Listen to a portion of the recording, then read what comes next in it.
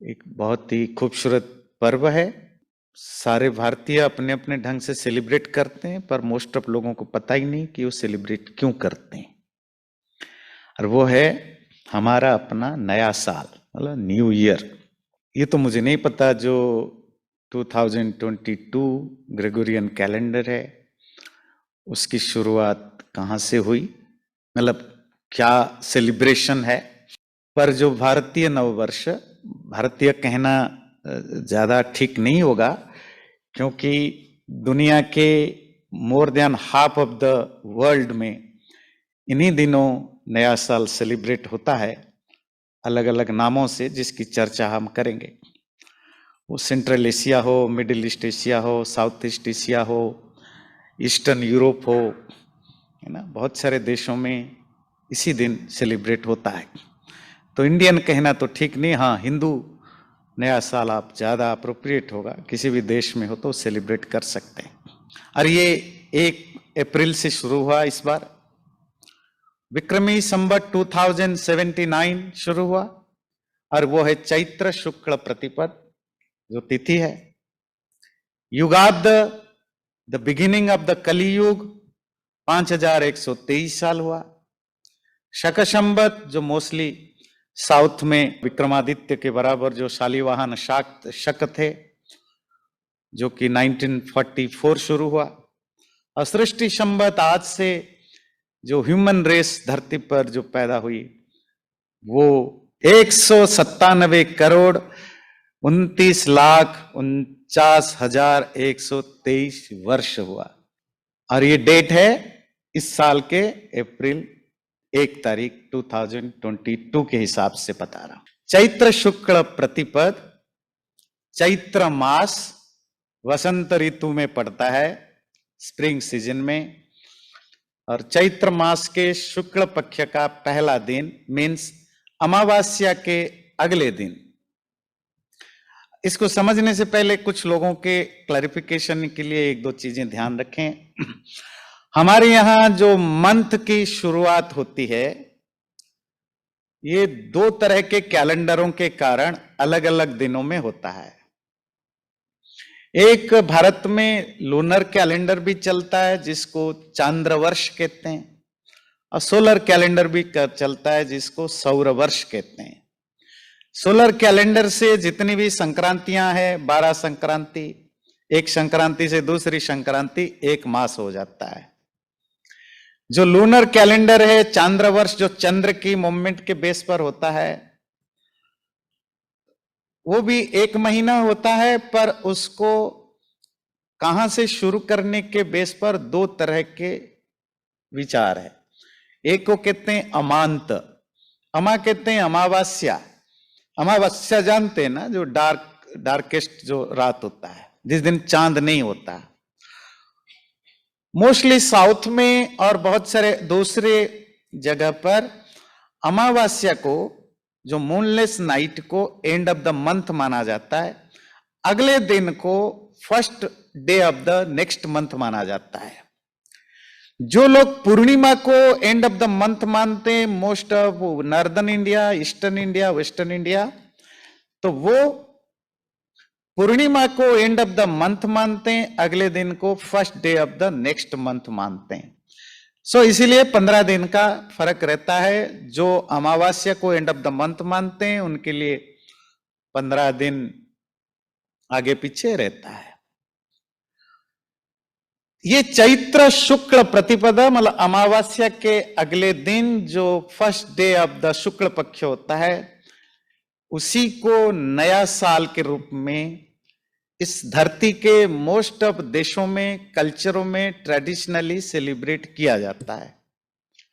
जब European colonies बनने लगे, तो जो यूरोप में जो डेवलप हुआ ग्रेगोरियन कैलेंडर, वो धीरे धीरे सब जगह स्टैंडर्डाइज होने लगा।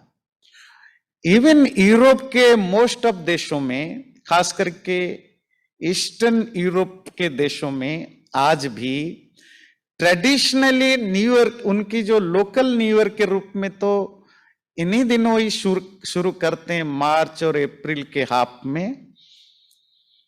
और अगर प्राचीन रोमन और ग्रीक कल्चर देखें, उनका भी न्यू ईयर चैत्र मास मतलब मार्च और अप्रैल में या स्प्रिंग में शुरू होता था। और जो लोग थोड़ा बहुत इन चीजों के बारे में जानते हैं, ग्रेगोरियन कैलेंडर की हिस्ट्री, शुरुआत में जो ग्रेगोरियन कैलेंडर फिक्स हुआ वो भी 10 महीने का ही था, 10 महीने का। और वो मार्च और अप्रैल में स्टार्ट होता था, दिसंबर में एंड होता था। जिनको इंडो यूरोपियन लैंग्वेज की थोड़ी जानकारी है तो आप देखेंगे मोस्ट ऑफ यूरोपियन लैंग्वेज में संस्कृत का उसी तरह का इन्फ्लुएंस दिखता है जैसे इंडियन लैंग्वेज में। स्पेशली जो रोमन और ग्रीक लैंग्वेजेस हैं या उनसे या इंग्लिश, फ्रेंच, जर्मनी आदि लैंग्वेज की जो पुरानी लैंग्वेज है उसमें तो ज्यादा इन्फ्लुएंस है। जो मंथ्स के नाम पड़े ग्रेगोरियन कैलेंडर में, जनवरी, फरवरी, मार्च, अप्रैल वगैरह, शुरू में वो सब संस्कृत के ही शब्द थे। बाद में कुछ रोमन जो एम्पायर है उनके नाम पर या ग्रीक माइथोलॉजी के कुछ देवी देवताएं, उनको नाम को बाद में जोड़ा गया। जनवरी फरवरी 2 मंथ तब भी नहीं था, 10 महीना था। और आज भी जिन 3 महीनों का नाम नहीं जोड़ा गया, आज भी वो संस्कृत के ही नाम है, और वो है अक्टूबर, नवंबर एंड दिसंबर। अक्ट मतलब संस्कृत में अष्ट, नव मतलब नवई है, नवंबर मतलब नव मतलब 90 है, दिसंबर 10 से बना दिसंबर। आज भी ये तीनों महीनों का नाम संस्कृत के उसी बिगड़े हुए रूप के रूप में है, किसी एम्परर या किसी ग्रीक गॉड या गॉडेस के नाम पर नहीं आया है। तो उनकी भी साल की शुरुआत इन्हीं मार्च और अप्रैल में होता था। जब क्रिश्चियनिटी डोमिनेट करने लगा यूरोपियन कल्चर में, तो धीरे धीरे जो आर्क बिशप हैं, पोप हैं, वो चीजों को चेंज करने लगे। और यूरोपियन डोमिनेशन के कारण वो जीसस की जो 25 दिसंबर को सेलिब्रेट करते हैं वो भी अप्रोप्रिएट नहीं है। कहाँ 25 दिसंबर और 1 जनवरी, इसमें 6 दिन का फर्क तब भी होता है। It's not the actual date. खैर वो एक कंफ्यूजन है, दैट्स अ डिफरेंट थिंग।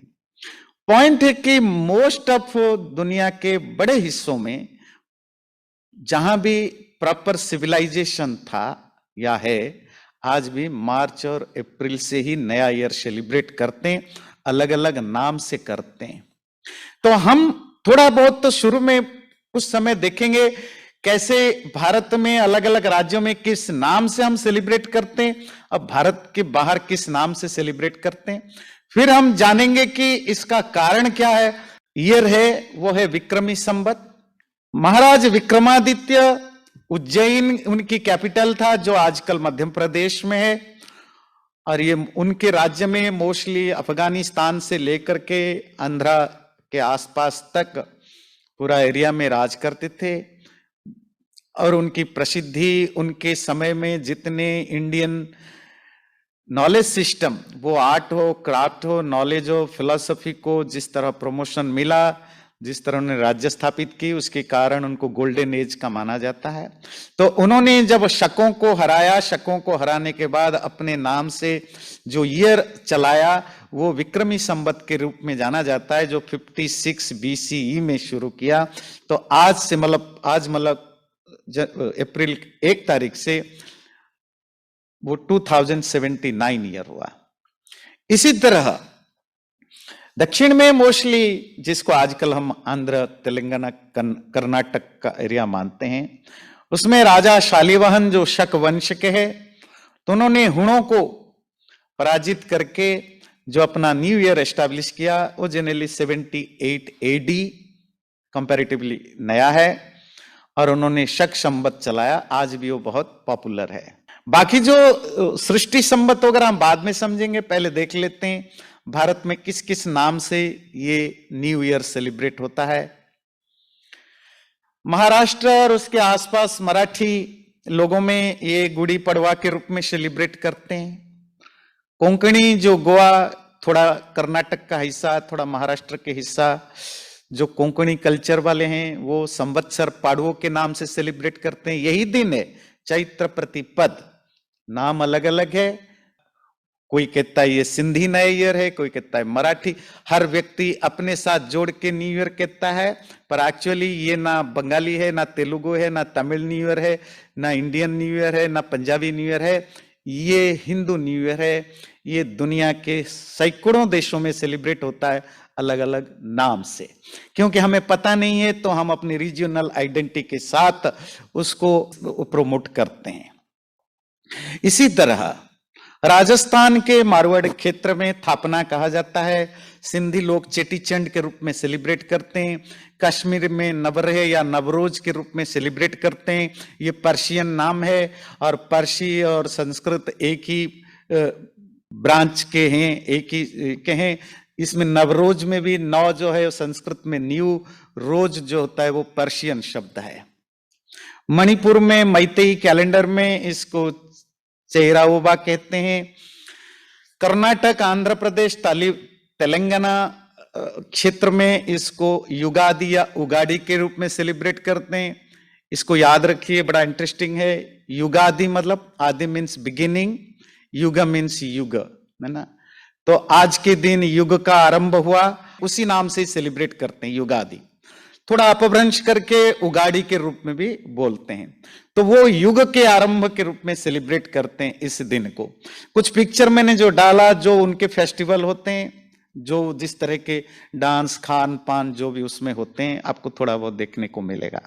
ये था जो लूनर कैलेंडर के हिसाब से, मतलब पूर्णिमा और अमावस्या के हिसाब से जो वर्ष को सेलिब्रेट करते हैं, तो वो चैत्र प्रतिपदा को नए साल के रूप में सेलिब्रेट करते हैं। भारत में और बहुत सारे जगह जो संक्रांति के हिसाब से न्यू ईयर सेलिब्रेट, मतलब जो सोलर कैलेंडर के हिसाब से सेलिब्रेट करते हैं, वो संक्रांति को सेलिब्रेट करते हैं। और संक्रांति का पूर्णिमा अमावस्या से कोई लेन देन नहीं है। अभी हमने मकर संक्रांति जनवरी को सेलिब्रेट किया, वैशाख संक्रांति अप्रैल 14 को पड़ेगा। तो जो लोग सोलर कैलेंडर से न्यू ईयर सेलिब्रेट करते हैं अलग अलग नाम से, उनकी भी लिस्ट देख दिए। टाइम वही है, मार्च और अप्रैल, स्प्रिंग को जो न्यू ईयर के रूप में सेलिब्रेट करते हैं। तमिलनाडु में इसको पुठंडू या वरुड़ा पिरप्पू के नाम से सेलिब्रेट करते हैं। केरल के मलयालम लोग इसको विशु के रूप में सेलिब्रेट करते हैं। ये विशु, ये जो वैशाख संक्रांति है, उस दिन विषुव संक्रांति, मतलब सन जो है इक्वेडर को क्रॉस करता है। इक्वेडर को संस्कृत में विषुव रेखा कहते हैं, बिकॉज अब वो ट्रांजिशन है इक्वेडर लाइन को, that's how it's known as Vishuva Sankranti या वैशाख संक्रांति। तो सेलिब्रेशन को भी केरला में विषु, असम में बिहू। इसी तरह पंजाब और हरियाणा में बैसाखी के रूप में सेलिब्रेट करते हैं। बिहार के मिथिलांचल जो नेपाल के बॉर्डर है, मधुबनी, दरभंगा आदि क्षेत्र, और नेपाल में इसको जुडे शीतल, पॉइल वैशाख, वैशाख तो समझ गए, पॉइल मतलब पहला, फर्स्ट। इसी तरह बंगाल में पहला वैशाख के रूप में सेलिब्रेट करते हैं। अगेन पहला मतलब पहला, मतलब फर्स्ट वैशाख, मतलब फर्स्ट डे ऑफ वैशाख संक्रांति के हिसाब से। इसी तरह आसाम में इसको रंगोली बिहू, आसाम में सा को हा उच्चारण किया जाता है, जैसे आसाम को अहोम, हा तो नहीं, थोड़ा हाफ हा, तो विशु को बिहू ऐसे बोला जाता है। तो रंगोली बिहू या बोहाग बिहू के रूप में सेलिब्रेट करते हैं। उड़ीसा में विषुव संक्रांति के रूप में इसको सेलिब्रेट करते हैं। ये तो हुआ भारत के अलग अलग स्टेट्स में जिस रूप में हम सेलिब्रेट करते हैं। अब हम देखेंगे भारत के बाहर भी इन्हीं दिनों को यही या तो सोलर कैलेंडर में करते हैं, तो वैशाख संक्रांति या पहला वैशाख, या लूनर कैलेंडर से कहते हैं तो चैत्र प्रतिपदा के रूप में किन किन देशों में न्यू ईयर का सेलिब्रेशन होता है, और उनका नाम भी काफी ध्यान देने की बात है। बालीनीज न्यू ईयर जो इंडोनेशिया का बाली, जो आज बचा खुचा हिंदू है, पूरा इंडोनेशिया, मलेशिया, थाईलैंड, पूरा साउथ एशिया एक बार कभी पूरा हिंदू देश थे। आज सब नष्ट होकर के इंडिया से बाहर, इंडियन सब कॉन्टिनेंट से बाहर अगर कोई ओरिजिनल हिंदू हैं, वो इंडोनेशिया के बाली हिंदू होते हैं।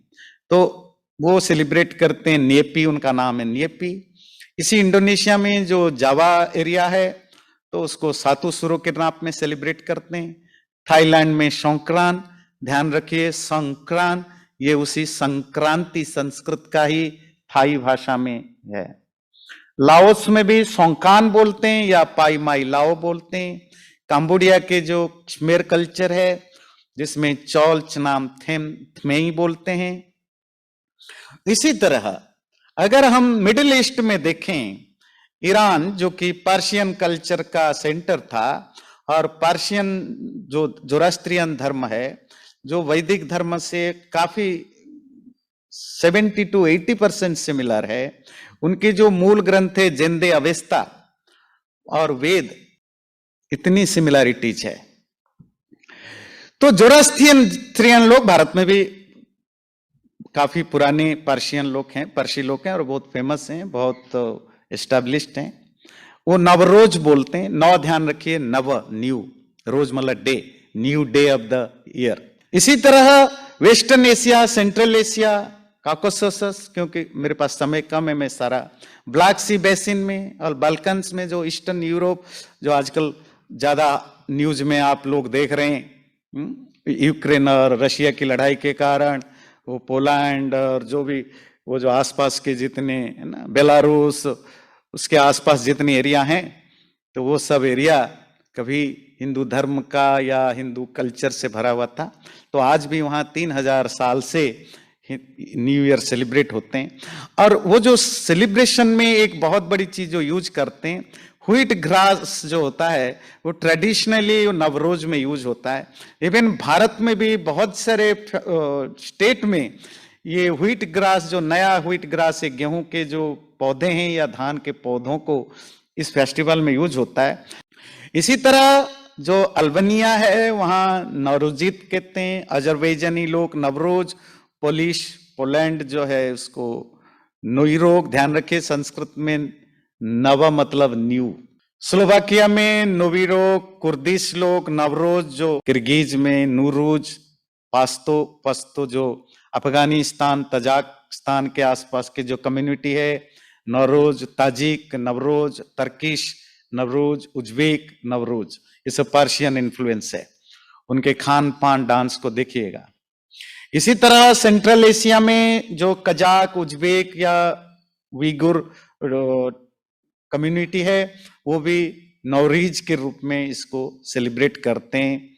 चलिए, ये तो हमने जाना कि कहाँ कहाँ किस किस रूप में चैत्र प्रतिपदा, मतलब मोटी भाषा में कहें स्प्रिंग, वसंत में नया साल सेलिब्रेट होता है। अब हम जानेंगे क्यों होता है। ठीक है, विक्रमादित्य और शक ये तो एक राजा है जिन्होंने अपने नाम पर चलाया, उन्होंने भी क्यों चलाया उसके पीछे भी कुछ हिस्ट्री है, वो थोड़े बहुत देखेंगे। पहली चीज है कि हमारे वैदिक एस्ट्रोनॉमी के हिसाब से संसार की सृष्टि आज के दिन हुई थी, उसकी जो काउंटिंग है, जब आप किसी भी तरह के हिंदू के घर में जब कोई पूजा पाठ हवन कुछ भी होता है, तो पंडित जी जो संकल्प करते हैं उस संकल्प में रोज वो अपडेट होता है। ओम तत्सत श्री ब्रह्मणो द्वितीय प्रहरार्धे वैवस्वत मन्वंतरे अष्टाविंशतितमे कल, ये जो मैं सुना रहा हूं संस्कृत में, ये सब टाइम यूनिट है। इस यूनिवर्स को बने हुए कितने साल हुआ वो हम सेलिब्रेट करते हैं सृष्टि संवत के रूप में, means celebration of the creation. और मानव सृष्टि को, ह्यूमन बीइंग को बने हुए इतने साल हुए में 196 करोड़ 85 लाख 31,123। तो ये था सृष्टि संवत। इसी दिन ही राम को राज्याभिषेक का दिन भी यही चुना गया था। राम को राजा बनने के लिए जो कोरोनेशन था वो भी इसी दिन चुना गया था, चैत्र शुक्ल प्रतिपद को। इसी दिन राजा राम राज्याभिषेक हुआ। इसी दिन युधिष्ठिर भी महाभारत की लड़ाई के बाद जब पांडव जीते, वो तो 99% तो सब मर ही गए थे, जो भी थोड़ा बहुत बचे। युधिष्ठिर भी उसी दिन चैत्र शुक्ल प्रतिपदा को आज से 5123 साल पहले, 22 साल पहले उन्होंने राजा बना। और युधिष्ठिर का राज्य अभिषेक होने से कलियुग का ट्रांजिशन पीरियड शुरू होता है। तो कितने साल हुआ आज को कलियुग को शुरू हुए?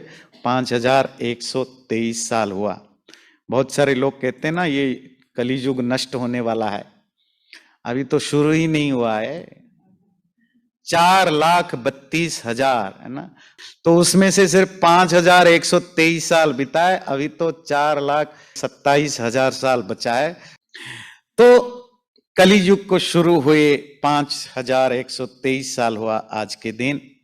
और मैं आशा करता हूं कि आप इसको सेलिब्रेट करें। आप इतने सारे फेस्टिवल सेलिब्रेट करते हैं, इसको भी करें। जब हम नहीं करेंगे ना तो कोई नहीं करेगा। आज पता है ये अमेरिका में अमेरिकन लोग कितने चाइनीज लोगों को हेट करते हैं, पर ऐसा अमेरिका में कोई नहीं मिलेगा, छोटा सा शहर में रहने वाला भी अमेरिकन, जिसको ये ना पता हो कि चाइनीज न्यू ईयर होता है। क्यों? क्योंकि चाइनीज प्राउडली अपनी चीजों को रखता है। जब तुम अपनी चीजों को प्राउडली बोलोगे, मानोगे, करोगे तो दूसरा भी मानेगा, करेगा। अब इंडियन लोग इतने कॉम्प्लेक्स में भरे होते हैं, खास करके पढ़े लिखे लोग अपने आप को छुपाने में इतने बिजी रहते हैं। हमें अमेरिकन जैसा दिखना, बनने की इतनी ललक बनी हुई है, हम हर चीज को छुपाते हैं और वो समझ जाते, इसीलिए हमें कोई पूछता नहीं है। आपने दिवाली को बहुत एग्रेसिवली फॉलो किया, एक्सेप्ट किया, ओन किया, तो आज प्रेसिडेंट हाउस में, व्हाइट हाउस में भी दिवाली सेलिब्रेट होता है। तो जब तक मैं अपने बच्चों को अपना ना मानू ना, तो दुनिया उसको मेरे बच्चे के रूप में नहीं मानेगा, वो अनाथ ही घूमता फिरेगा। तो जब तक मैं अपने फेस्टिवल को, अपने ट्रेडिशन को, अपनी चीजों को ओन ना करूं और उसको सेलिब्रेट ना करूं, कोई दूसरा नहीं करने वाला। तो ये जरूरी है कि हम अपनी चीजों को जाने। अगर नहीं पता था तो एक्सक्यूजेस खत्म हो गया, अब तो नहीं बोलेंगे कि पता नहीं था। अब जितने लोगों को पता है सेलिब्रेट करो, जैसे दिवाली करते हो, होली करते हो, ऐसे लोगों को बुलाओ, पार्टी रखो, खाओ पियो। खाओगे पियोगे, मस्ती तो करोगे। कौन सा कह रहे हैं कि बैठ के मेडिटेशन करो? मस्ती की तो बात कर रहे हैं, ये तो कर सकते हो, पर नाम दोगे न्यू ईयर सेलिब्रेशन, है ना, हिंदू न्यू ईयर सेलिब्रेशन। बस यहीं से तो शुरू करो, अपने दोस्तों को बुलाओ, पता चलेगा अच्छा ये भी होता है। चैनल को सब्सक्राइब जरूर करें और वीडियो अच्छा लगे लाइक भी जरूर करें।